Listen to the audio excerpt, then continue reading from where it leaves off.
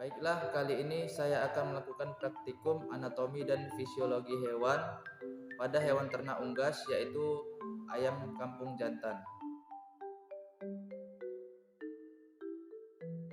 Baiklah, struktur eksternal pada tubuh ayam kampung jantan yaitu terdiri dari caput, kepala, kemudian leher, kemudian trunkus atau badan, lalu ada ekstremitas anterior, kemudian ada ekstremitas posterior, dan yang terakhir adalah kaudal atau ekor.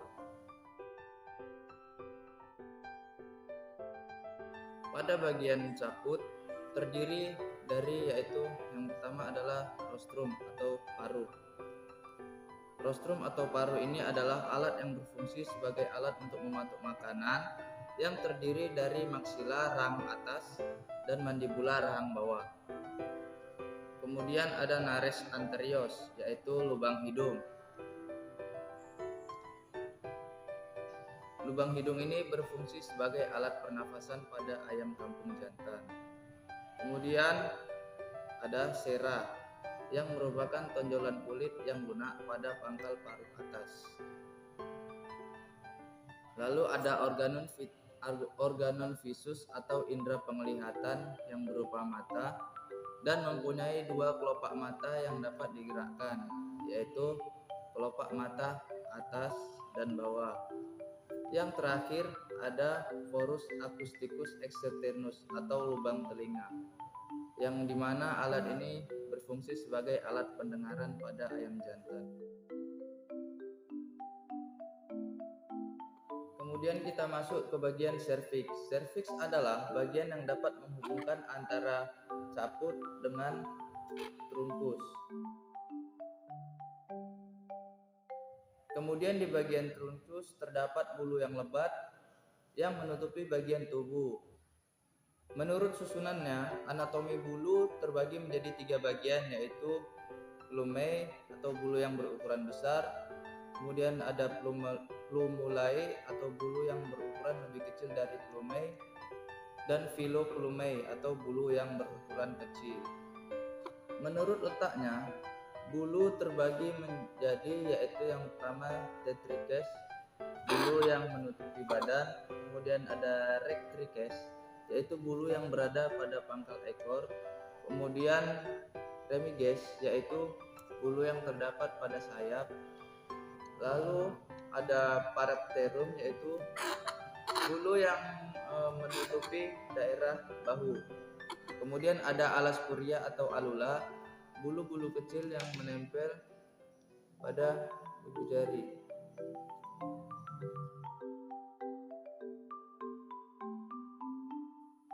Pada bagian ekstremitas anterior terdapat humerus, kemudian ada radius atau tulang pengumpil, kemudian ada ulna atau tulang hasta, lalu ada ossa carpalia atau tulang pergelangan tangan, kemudian ada carpo metacarpus yaitu persatuan antara tulang carpalia dengan tulang metacarpalia, kemudian ada digiti atau jari.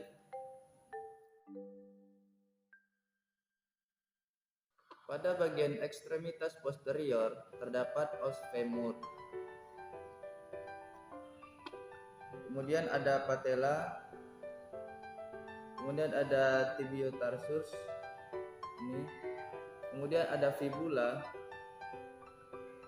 kemudian ada tarsometatarsus, kemudian ada phalanx, tulang jari yang terdiri dari 4 jari.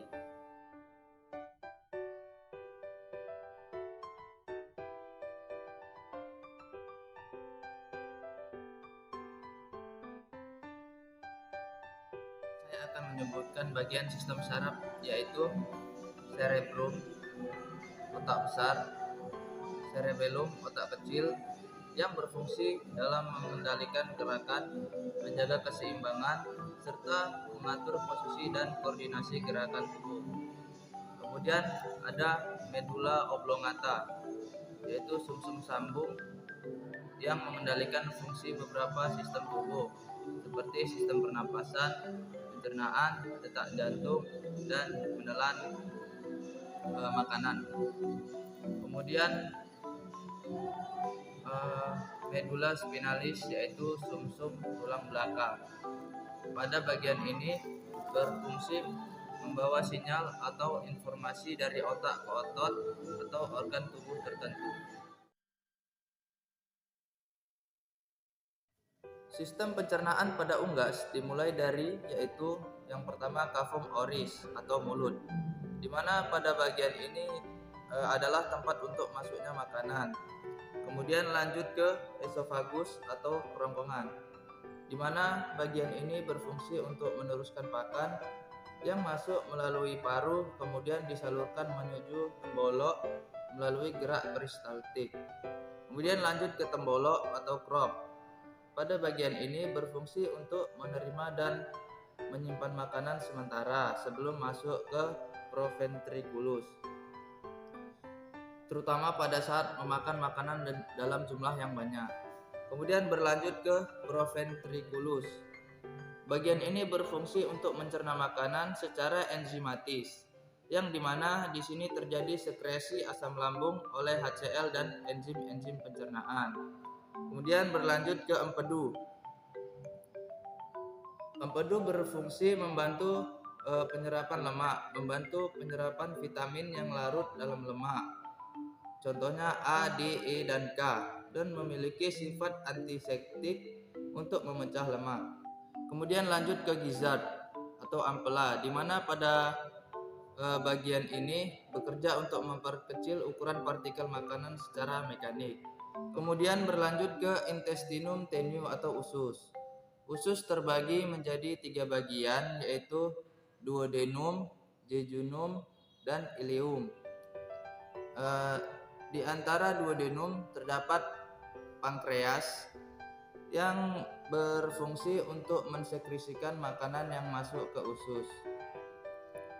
Kemudian pada jejunum berfungsi untuk meneruskan sisa penyerapan zat-zat makanan yang terjadi di duodenum. Setelah itu pada bagian ileum berfungsi menyerap makanan menggunakan jaringan vili-vili.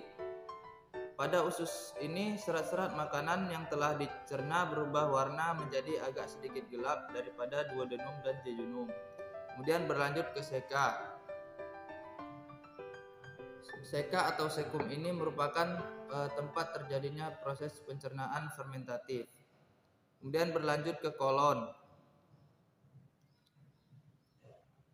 Kolon berfungsi sebagai tempat sementara untuk menyimpan kotoran. Kemudian berlanjut ke kloaka. Kloaka ini tempat berfungsi sebagai tempat keluarnya kotoran.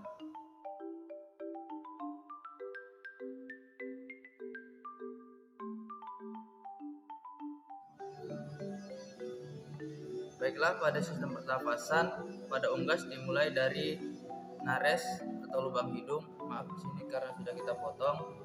Kemudian lanjut ke cavum oris atau mulut. Selanjutnya yaitu glotis, yaitu lubang yang terdapat sebelum laring yang berfungsi sebagai katup yang bekerja membuka menutup untuk mencegah makanan tertelan, cairan, dan benda asing lainnya yang masuk ke paru-paru. Kemudian ke laring. Organ ini menghubungkan trakea, saluran udara, dan tenggorokan. Laring berfungsi menghasilkan suara dan mencegah makanan dan minuman masuk ke saluran pernafasan.